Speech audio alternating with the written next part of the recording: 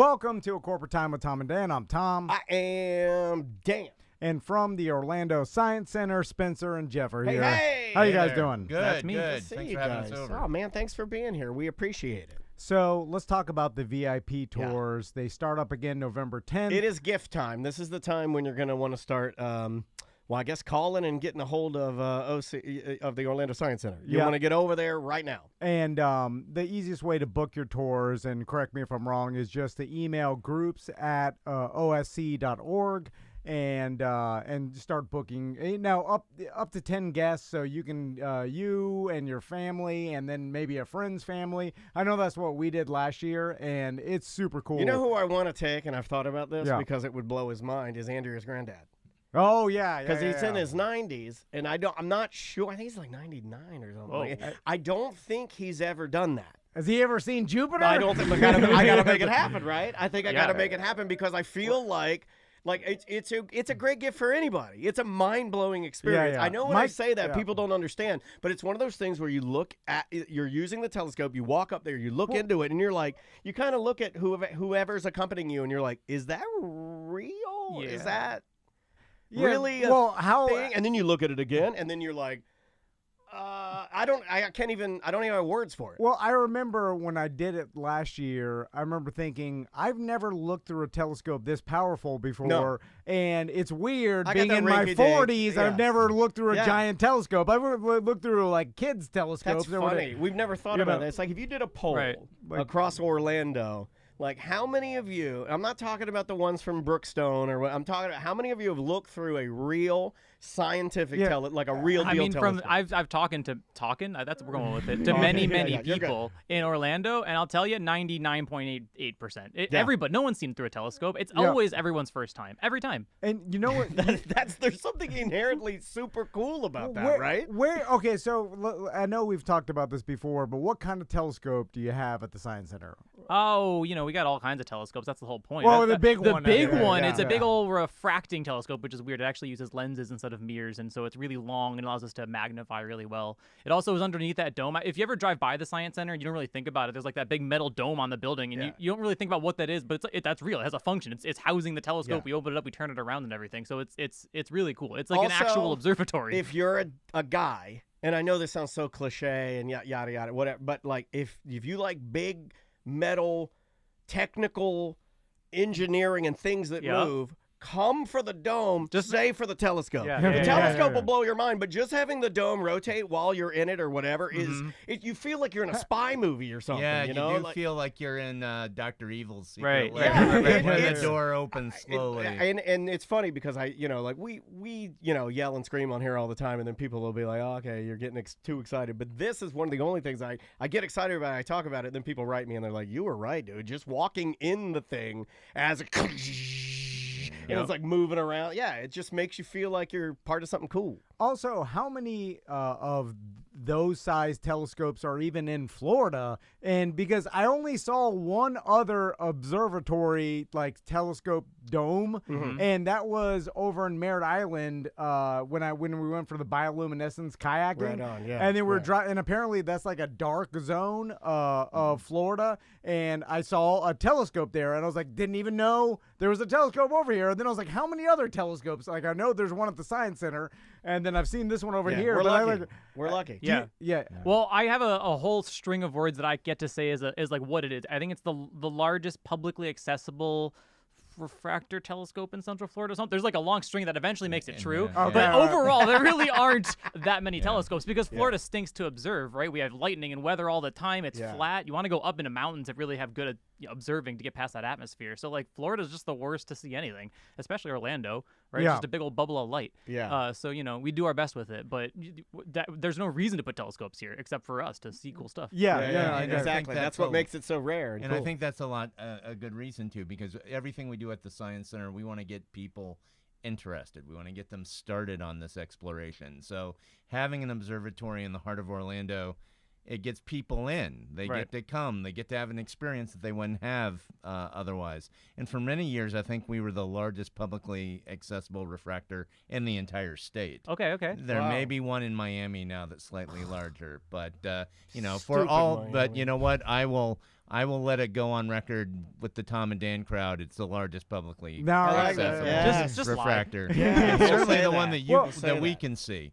But Right. you know, it is a very special experience. You know, it may not be the ultimate experience, but it's a great experience, and it's a way to really get you started in observing. And What's weird is the ultimate experience for looking through telescopes and observatories isn't even really. You're not going to get much better than what we're going to show with optics. To go any better, you got to go into just computers and stuff, right? Or just go into mountains Right. and things like that. So really, there isn't that much better you're going to get anyway, especially here in Central Florida. So I would call it the optimal experience. Can you Don't ex- undersell it. Can you explain a little bit about when we were there and what we were seeing and how that you have to set the telescope up, you have to find what we're going to look at, Yep. you have to dial it in, but hey, man, we're moving. And that was the part that I think when you were saying that, this started to make me go, uh-oh. Like, I started feeling Yeah, weird. yeah, I'm yeah. like, Yeah. you're right, we are moving. Yeah, and the this, telescope is moving as Earth yeah, rotates. can you talk about that a little bit? Yeah, it's weird because you don't think about it, but even just working up there for a couple of hours, you start to realize how fast everything in the sky is truly moving, right? We have our dome; it opens up, I don't know, this much in Sure. the sky, and so you'll see the dot, and then 20 minutes later, the dot's not even in the dome anymore because it's moved across the sky, right? And so, yeah, you completely have to keep up with all of it. It's really something special. And with the private experiences, I get to do this all the time, right? I just get to take the big scope and point it at something in the sky, right? That's a unique thing I get to experience. But the private experiences is basically everyone doing that together, right? It's just like, hey, we have this big old scope. Like, we're just going to point it at that dot and see what that dot Yeah, is, let's go right? see Like, what that's it such is. a rare thing. And then because you have someone there like me or some other nerd who works there who's going to know how fast things move and how to find everything, right? So you don't have to worry about all those logistics. We'll do all that stuff for you. Yeah, there you go. And I think that's what makes it really special. It is this exclusive thing for you, your family, and your friends to get access to this huge, really cool telescope and hang out with super nerds that know what they're talking about and be able to see this stuff and understand it. And it is such an incredible experience. It's so much more than you probably had before on an observatory night where you'd go down to a park and they'd have a couple telescopes set up with some guys and you're looking up at that. That it's like that jacked up 10 Right. level. Yeah. Yeah, I mean, when I showed my sons Jupiter, we looked at Yep. Jupiter, right? Now, Mhm. yeah. Yeah. When I looked through and I'm like, that is Jupiter. Like, Yeah. and then my Yeah, son yeah. saw.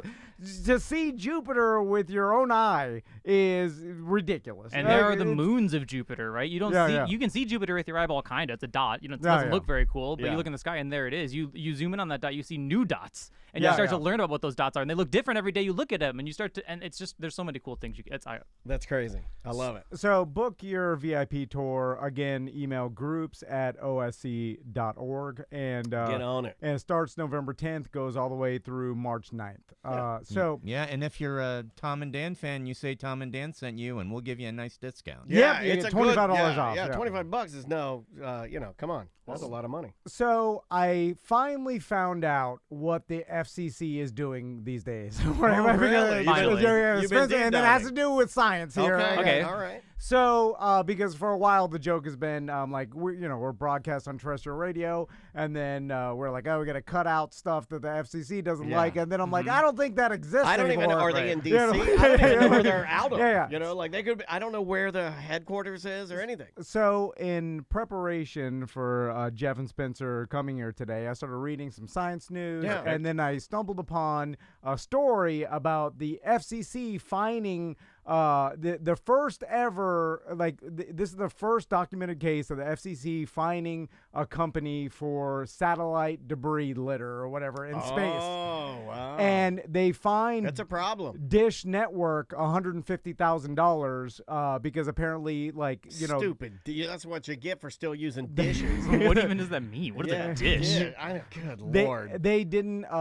They had an old satellite that went out of commission, and they didn't. I guess launch it far enough into outer orbit Yeah. and is still in, like, I guess technically So lower it's like an old orbit. sailboat in the St. John. yeah. They it's left just it there. An old sailboat in the St. John sitting out there. And so the FCC fined Pelicans them. all over it. And and they were saying, like, this is, like, the first ever case of the FCC actually fining someone, and this shows that they will fine companies, and now companies should be, more responsible with their satellites. And then I started looking into the satellite debris that we have, flying around Earth, and it is a lot. It's a huge problem. You want to know why I know it's a huge problem? Because when I'm playing Starfield, Here it is. and when I jump to a new solar system, I'll land at a planet. Like last night, I was at a new planet I'd never discovered, and I warped into it, and all of a sudden there's all this space junk from some stupid space station that got blown up. Some Starts tearing dish my satellite ship company. apart.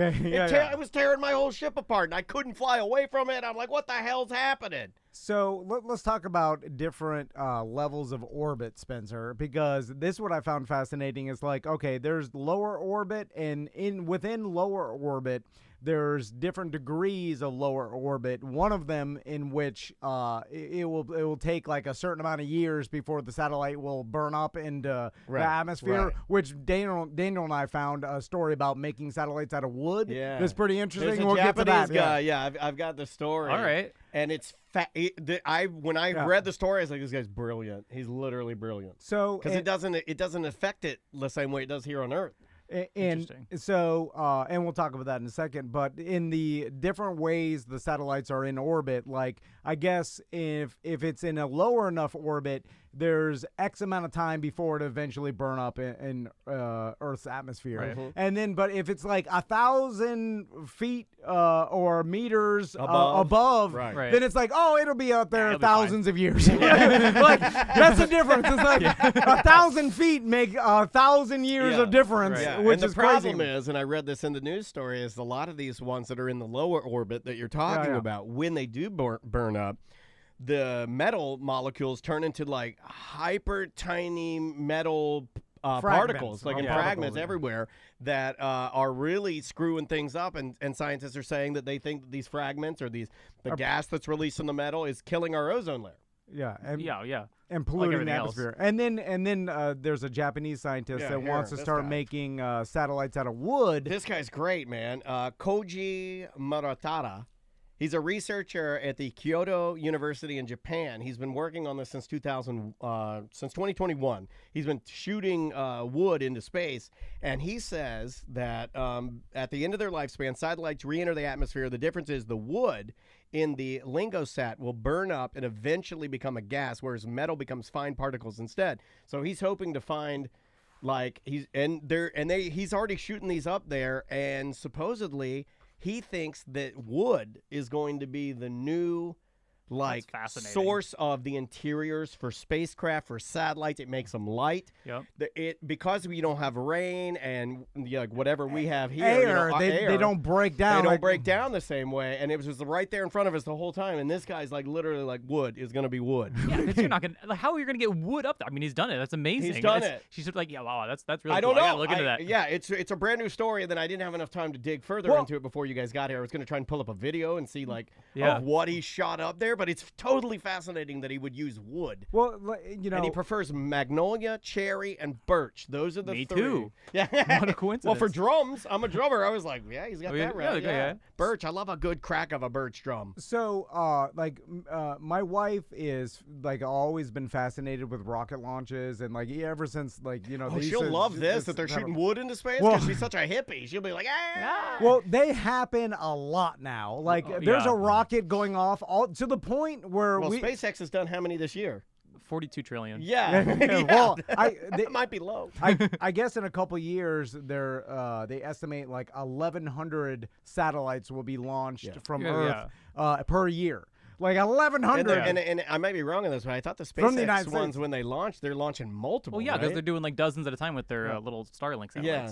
But it's funny because Crystal, we all used to run outside in the yard and watch, especially at nighttime. Yep. Only time you can see it. But we used to watch the rockets launch, and we've done it so many times that now, like my sons were like, "Oh, rockets!" because my wife's got an app that lets her know, and they're like, "We'll catch the next one." I even feel that. That's such Yeah. a weird problem with us in Central Florida. Is Yeah, like yeah. a desensitization to space. Yeah, Like, what are yeah. you talking about? I know. It's like Space Force rocket every day. Whatever. Like, Right. I think it's our age. Like me and Crystal are still. We go out there and watch it. We're like, look at, and then like we see when the boosters detach and, And then start to re-land. Yeah, and you're- yeah. We're like, wow. My sons are over it already. Like they were Yeah. like, we've seen it. I'm kinda dozens like of I the did that times. in boys. Fortnite last night, guys. I am like the boys in that it has never drawn me in.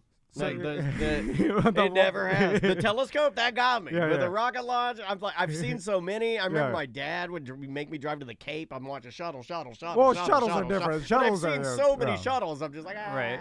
So let's go back to space debris Orbits. in orbit. So apparently this is becoming a problem with so many satellites. But by the way, why? I mean, when we're talking about 1,100 satellites a year after a certain, don't we have enough? Well, we're trying that- to put internet all the way around it, right? Isn't that I what? mean, literally, yes. But the problem is all those old satellites are useless now. You don't want the old GPS technology. What are you talking? You got to get that out of there. But how are you going to get it down? Yeah, Should've they're left, stuck should've up left there. a lead. Should have Right? left a lead. Just to like a long these- string, just yeah, pull it. Just Yeah. yank it down. And that's because, and they're looking at building like actual some sort of space ships that can collect Yeah. old satellites and then can like hurl them back into Earth Oh. to burn them It up. should and- look like one of those whales that scoops plankton. And it should just fly with a big hole and just scoop up the satellite. So Spencer, real Right? quick, I mean, maybe. because here, And then be recycling it That's in the not back. too against what people are actually kind of visualizing. There's like nets and stuff. Yeah. Okay, yeah. I like a good net. I love a arm. The- I love an arm. robot arms. I love a I robot mean, arm. yeah, there are some good robot arms. When I was a kid, you want to talk about the toy that got the most use until it broke? I had the space shuttle that had the arm that would come out of it. No, you didn't. Yeah, you got it from Kennedy. You'd Yeah. go there Okay, and you'd yeah. open it and the arm would come out, you know? Oh, dope. So It had like a dope. little knight. What is- Yeah, no, it was great. And this is something that a lot of people don't realize that I didn't realize is that everything in orbit, like in my mind, I thought it was like completely around the Earth, Right. going every which way, like it's Yeah. just surrounding the entire globe, but it's all in one elliptical orbit, correct? Yes. I mean, not all one specific orbit, but there's like the degrees that you're talking about, the branches for sure. But it's like Saturn's rings, right? Yes, basically, right? Because you have, the GPS satellites have to be in geosynchronous, like a very specific thing that they're staying in like the same place on the Earth, right? And that is only in a very specific band, like distance away at the speed that you're traveling. So yeah, it's just like the physics kind of necessitates it, right? But Starlink is doing that thing that you're talking about, where they want to like start to like create almost a net of satellites that are just going to go in every direction, basically, so that you're at any given time just within some amount of miles from a satellite. Gotcha. So those Starlink satellites are going in different directions, and not like what we know of as like Saturn's rings, As where it's far just as I know, one- yeah. Okay. Yeah, but that's going to take a little bit of time to get up to, and that's going to give you more of a problem, I guess, when you get like the little sphere of debris when it starts to break apart. You got nowhere to go. And that's what they were talking about, like even a paint chip, because it's going like 17,000 miles an hour. Like a tiny a bolt Can't paint in Yeah. space. would rocket through other satellites, an astronaut, a space station, like a Yeah. bullet. It's going like 5 times faster than a bullet or whatever. Yeah. And so it's not even we're Just talking don't about a paint big the satellite. rockets. No paint. Like, Nope, we're not painting them. Just And- keep them just gunmetal gray. And then China blew up their satellite not too long ago, Oh, yeah, which they did a everybody bad got mad job, at. bad job. Yeah. They Like- blew it up good. Yeah, which caused a bunch of debris, and like this is becoming a real problem. Which, speaking of like space debris, another thing happened that I couldn't believe because of how time flies by so quick. Is the International Space Station just turned 25 years old? Yeah. That's wild. And Can rent a car now. they launched it in '98. And so, apparently they're going to decommission it in like 2031, and they're gonna crash it into the Earth. Man, they do all of this in Starfield too. You'll be pulling up to an old space station that's been decommissioned. You go in there and there's zombies. What's crazy? That part's fake. Is that so far the zombie part? I mean, most of the people that are listening to this are not driving a car that's older than 98. You know what I'm saying? Like it would be rare. And then if for anybody that's driven a vehicle made in 1998 knows how ridiculous it is that the International Space Station is still up there. That's a good way to look at it. And and people are visiting it, and there's someone still. We should be proud of that, right? Like we should be proud of that. I mean, it's amazing for sure. But what I find weird is, you know, afterwards, because the space station, it's been it's my whole life basically. You know, they've had the space station, the plans, then it was up, and then now it's going. We've always just had people in space at all times, right? There's always someone there. Yeah. And like we're just not gonna have a space station. That just feels so strange, right? Like, and there's no plan to like replace it with there's like the lunar bases and stuff, but you know. We'll have one, but it will look like a giant log cabin. Right. Yeah. Exactly. The Japanese guy will make I it hope out of so. wood. Jeff's an idea guy. He's on it. I like that. Every once in a while, I think about that Tesla that Musk sent I out. do too. I think about that more than the Roman Better like Empire. it's still out there. Remember the Roman Empire thing from a couple of weeks ago? Like, I'd never think of that, but I always think, I'm like, what happened to old Elon's Tesla? What's his name? And then he put that dummy in there. He had to do a name. Yeah. What is the name? I forget. I guess I don't remember it that name. well. I remember I watched it. I was like, "This is awesome," and then it was like 3 seconds later, I forgot about it. Yeah. I was like, "Nothing." Yeah. It is rocketing out into space. Yeah. Still.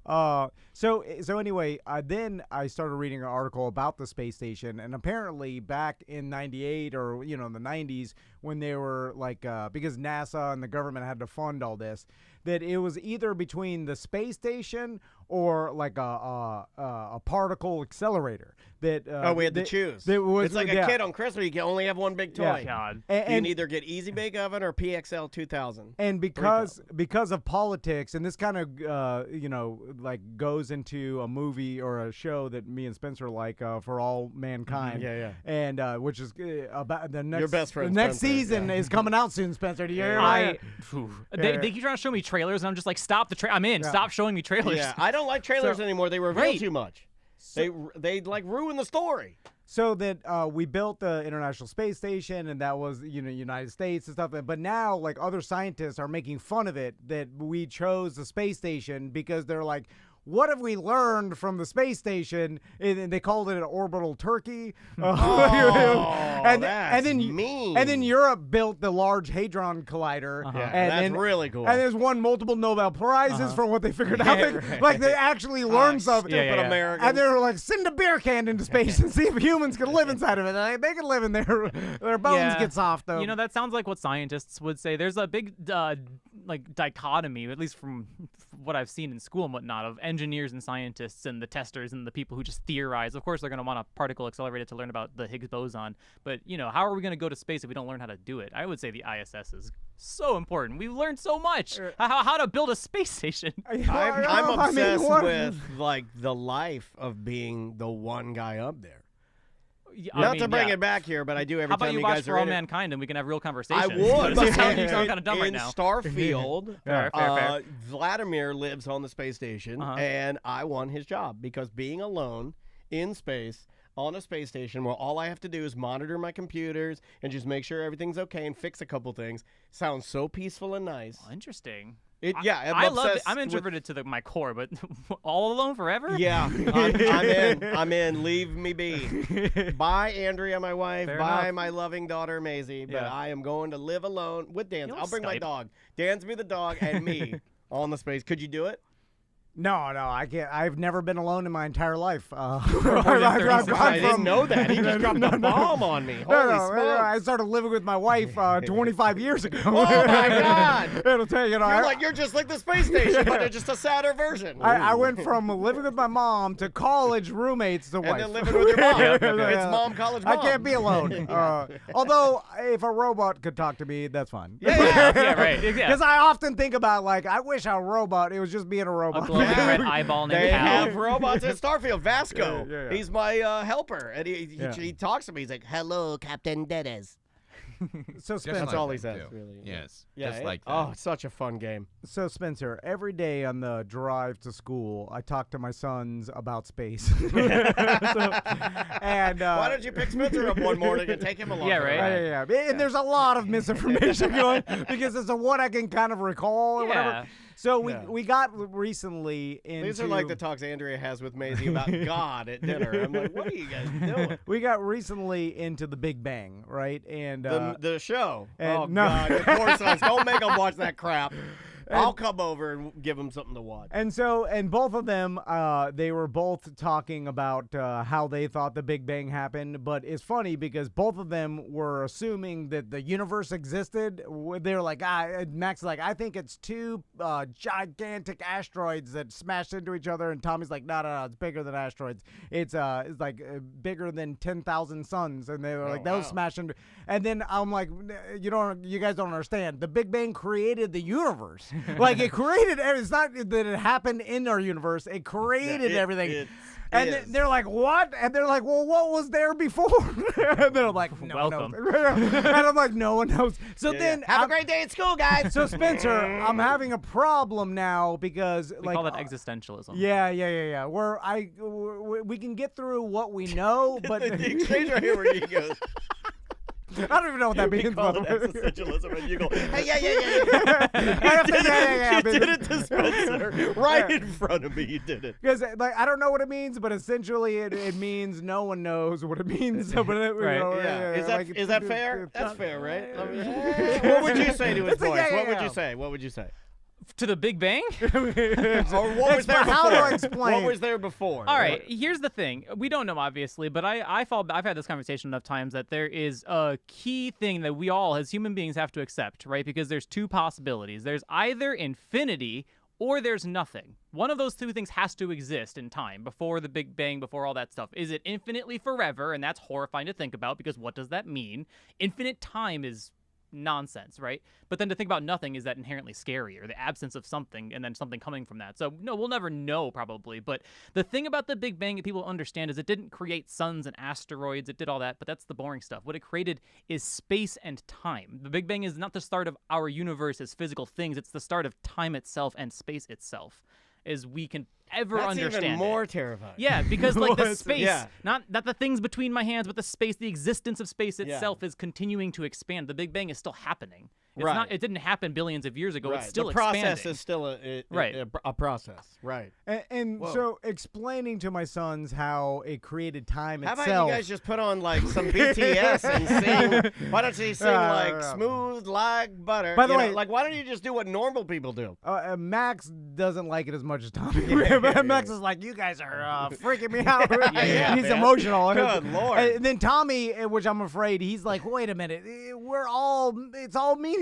Yeah, he's already there, dude. He's And already he's like, there. we're a speck of dust Yeah. in infinite universe. And what are you doing? Yeah. And then I'm like, and then I'm Doesn't like, he should I tell always him this? question why he's doing anything? Like, Yeah. isn't he there? So then we have this conversation even further, and I'm like, what if, what before the Big Bang, even though if there was nothing before, because Big Bang created time, but it's like essentially, like our human brains, even if we were told the answer, can't even comprehend it and don't even understand it.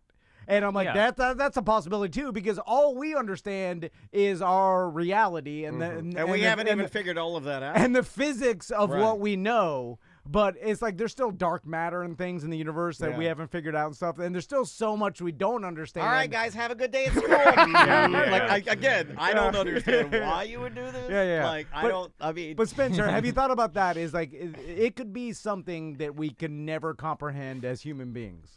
Yeah, I think that's kind of what we're running up against right now in modern physics. It stinks. It makes it a lot harder to think about, right? You look at quantum mechanics and you're like, well, my brain can no longer handle this, right? I can only think deterministically. Like, even if a lot of stuff is happening at the small scale, atoms are bouncing around, fundamentally, I want things to just be like deterministic. That atom went this way and it will have always gone that way and the same result will happen. Right. But quantum mechanics just keeps proving that's not the case, and it's really hard for my brain and everyone else's brain to conceptualize that. We're already hitting that point, right? Well, it just starts There's spiderwebbing true open more randomness, and more. Yeah. or at the smallest scale, and then you start to multiply that to the big scale and pre-time and multiverses and all that's like, we already can't comprehend this, right? You can pretend like your son maybe said there's tens of thousands of stars. That is such an insignificantly small baby number. It's not even worth saying. It's like a fart in the wind, 10,000 stars. No. We're talking trillions of trillions of trillions of stars in just our universe. We can't think about that. Yeah. It's almost infinite into our understanding of what is infinity. You know what I'm saying? Exactly. We're already there. Like, it might as well be infinity because that's how big of the number it is. Sure.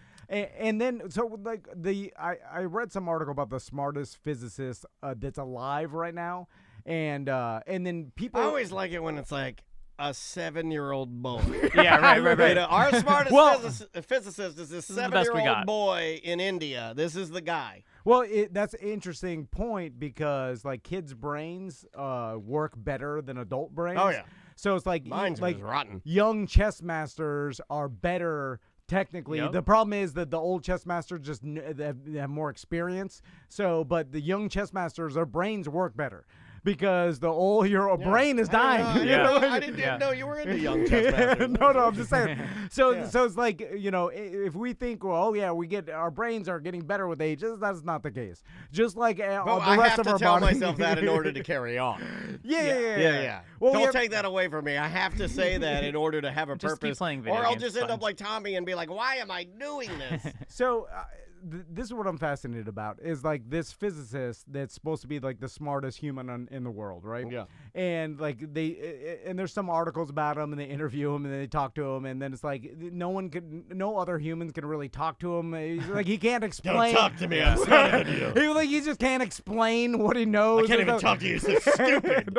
You can't even comprehend the things I say. Yeah. And then it's like at a certain point, it's like you just having to trust that this guy knows. I never trust anybody. I don't trust anybody. I gotta read your thesis. I gotta read.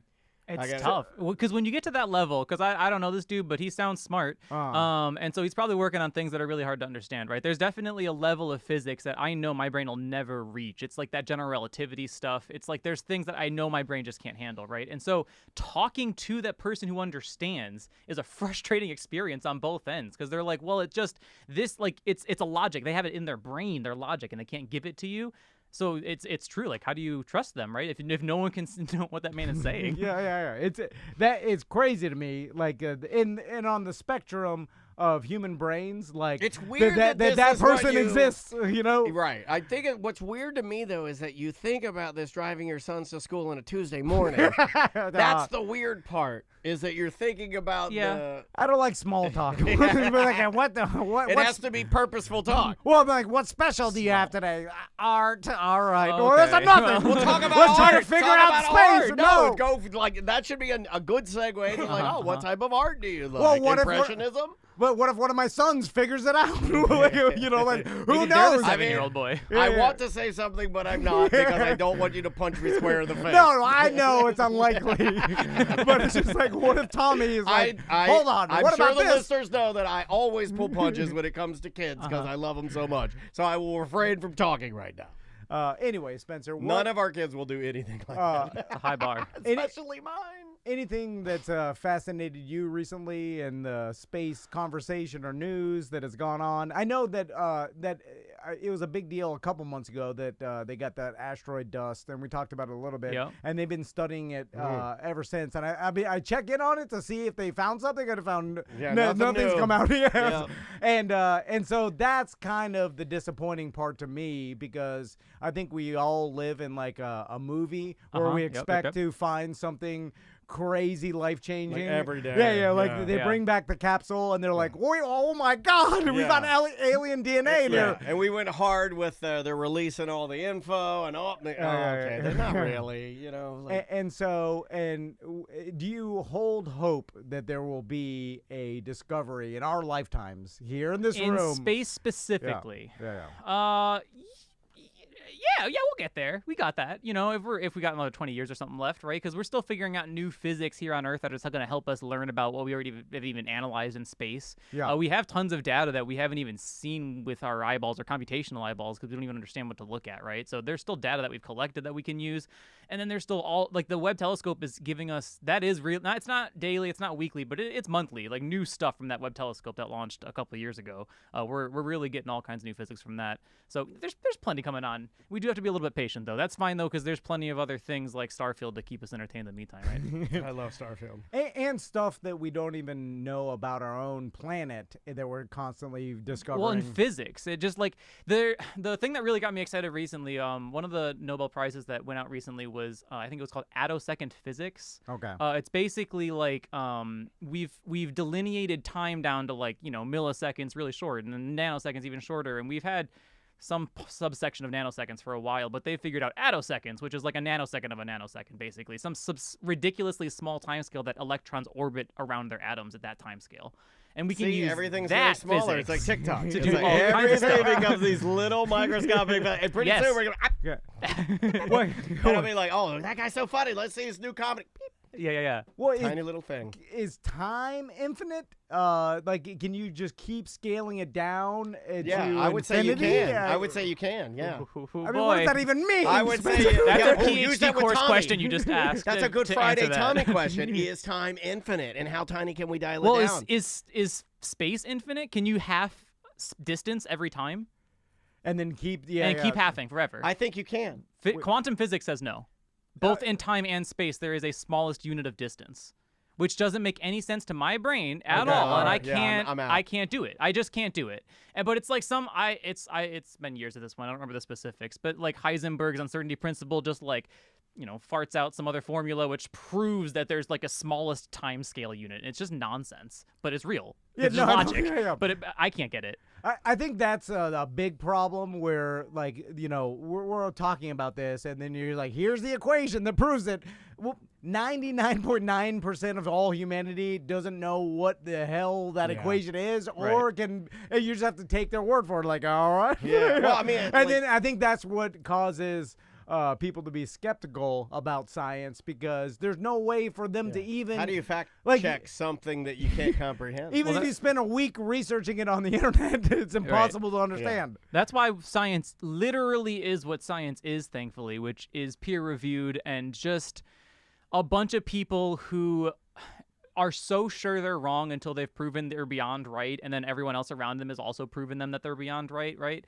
The problem really with science is how we're talking about it, and just like how media's kind of taken it over a little bit, because we're spreading a bunch of things that we don't know for sure as if they are truth, and scientists don't claim any of that stuff, right? They're just like, here's a theory, which is, different than our theory of gravity, right? But string theory isn't proven. A lot of people think that's just nonsense. It's not anything, right? But, a person who just kind of hears a headline will be like, yeah, string theory is real. I've heard string theory, Big Bang Theory, Sheldon loves string theory, so that's like a whole thing, you know? Or multiverse, like Multiverse with MCU right now, too, yeah. My sons are like, oh, yeah, there's a multiverse. I'm like, that's not proven. That's just a theory. Oh, but but science is you solid. caused that because you're filling their head full of moon pies and penny whistles. But then I'm like, well, there could be. We don't understand. And they're like, oh, yeah, then there is. Right. And I'm like, well, that's not how it works. I think I know how redneck conspiracy theorists are born. They drive to in school with Tom's their car. dad in the truck, and their dad's like, you heard about them aliens? Right. Because That's that's real. Because that's a problem. Right Because up. technically, even a scientist, like the smartest person on Earth, will be like, well, that could be. Right. That could be it, Right. Because there's a lot of things that could be it, because we don't know after Correct. this point or whatever. So then It could everybody's be like, something completely wacky we don't even know And about. we all So and then it's scientists just know faith. that, and but that's the thing is science is safe. Science is still doing what science does, which is that we haven't confirmed any of that stuff. The hadron collider you talked about is doing particle physics. Every quantum physicist is pretty sure that our particle physics is all wrong. Like it's like this weird system that does describe things pretty well, but it's not pretty, it's not elegant, and there's just missing pieces. So like for sure that whole system might just get scrapped at some point. All the hadron collider decades of research, it could just be wrong. really? Yeah, Like- but not wrong. It's still it's a model that accurately describes what we see when we throw things really fast at each other, and that model we know is true. right? The model is correct. But is there really an electron and a proton and a muon, and are they different things? Or are they wiggly wobbly waves? Or are they membranes that fold over space?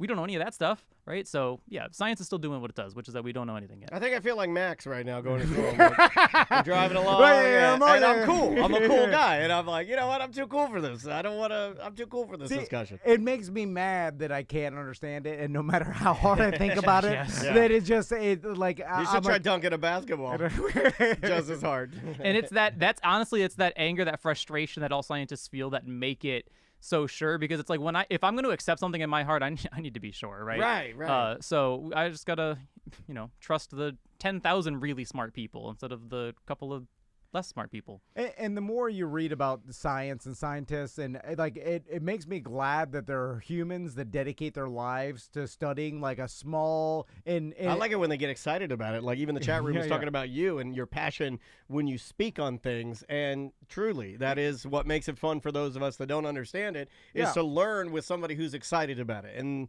yeah, you guys do an awesome job with that. Well, well yeah, done. thank you. Because if there wasn't people that had dedicated their life to figuring this stuff out, like we just be all like we're a society of dodos. Just water. Man. Like we don't care. Like So we true. eat. We're like, yeah, be sugar. watch humans- Entertainment. I I'm need just sugar and scroll- 15-second videos for the rest of my I'm life. scrolling. I'm not trying to figure out anything. I'm not dedicating my life to anything. Yeah, no I'm one not is. learning. I'm not growing. Yeah. When you realize that everybody is just the same kind of person you are up here, and you're like, how does anything get done? Like, how do podcasts exist? How do cars exist? How does the law work? But you really have to dedicate millions of people to get over our monkey brainness and like rigorously form them into a culture of like science. That's the only way we're gonna get answers, because we truly are just monkeys deep down. None of us are gonna do it individually. Yeah. And People are stoked about me. You guys are going to be at the beer fest, and people are stoked. Yeah, Yeah, that's yeah. going to be Get to fun. see We you. look forward to that. Yeah, well, they're already talking about like people are pumped to meet you and see you, and I think that's going to be awesome. Yeah, and of course, Orlando Science Center tent's going to be out there. Do you guys know what you're going to have at the tent, or have you Yeah, decided? have you guys figured that Do out? I know? Someone knows. Okay. Yeah. Do Hey, I they know? got it. Yeah, there'll be something I cool. know on- you're.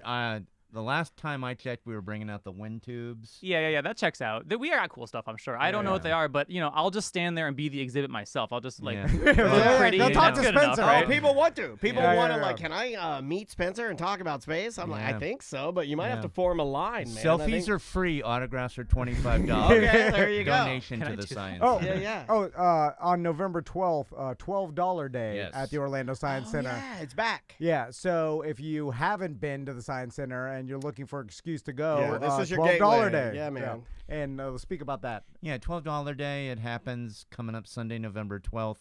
This is a big discount day. We only do it about twice a year. Cut the prices in half. Everybody gets in for just $12. It is 4 floors of the Science Center. All the movies, all the shows. Spencer will be there. Of course. Yes. And so it's a great day if you've never been to the Science Center. Now's a good time to check it out because you're getting in for half price. If you're on a tight budget, this is a great time to treat the family. So it's a good time to check out the Science Center. It'll be all day. Now, we do have a capacity that day, so we are encouraging everybody to go online to osc.org and get their tickets now because they can sell out. Yeah, that Yeah. makes sense. And again, the VIP tours start November 10th. And they go on through March 9th. But get a group of 10 people together and check out that VIP tour and look through that do giant it. telescope. It's cool. Spencer, Jeff, thanks so much for coming by. Thank you, guys. Thank you, guys. Anytime, of course. Again, osc.org for everything. Yes, sir. And we'll see you tomorrow. Awesome. Still Perfect. on YouTube and Twitch, but that was great, y'all. Perfect. Oh, Huzzah. thank you guys. Thank you very much. Thank you, guys. So we bounce around a bunch of different Yeah, we always try to find a little something. Keep us on our toes. Well, keep Spencer on our toes. I just kind of I mean, sit and nod. No, you're good. honestly, you have to, because this kind of podcast thing is way more fun, because when I'm getting interviewed on like news broadcasts or anything, it's just like so targeted and specific, It's the same. but it also means that I become the only person who's talking, and then I just go off, and I no one can rein me in at that point. Right? Like that excitement you see, I just start talking like, well, that physics leads to this, physics leads to this, leads to this. So if you don't bounce between topics, then I won't shut up. It's the only way. That's awesome. That's great. Well, thank you guys. Thank you, Cheers. man. Good seeing you as Appreciate it. always. Cheers, Yes, and we Spencer. will- Boom. Fist We bump. will see you next Saturday. Yes, sir. It's going to be fun. Yeah, we're looking forward to it. And I think hopefully the weather is perfect and we have a good day. See ya. See y'all. 11, 9, 23, 42 minutes. What are we doing next? We will go to lunch. All right. Because that will be Thursday, and then we'll come back and We're we'll do to Friday, lunch. and then some content for Monday. People seem to in the chat room really like Spencer because he's nice. Yeah, And yeah. we have smart people in the chat room No, it's and they like him. Christine wants to talk to him about radiation in space. Yeah, people like him. He's a good dude. That was fun. That worked out nicely. Yeah. I'm glad you found that other thing because it tied in perfectly for the. yeah, that's a spiraled after that wooden telescope thing. Oh, or, yeah, the satellite guy. Yeah. All right, guys. Well, hey, we'll be back later. We've got Al Tattarelli. I'm messing up his last name. He's the guitar player and what do you call that? Musical director for the Trans-Siberian Orchestra. And then Canadian Josh at 1, and Oh yeah, Canadian Josh is before that. So Canadian Josh at 1, and then TSO at 2, and we'll see you guys after lunch.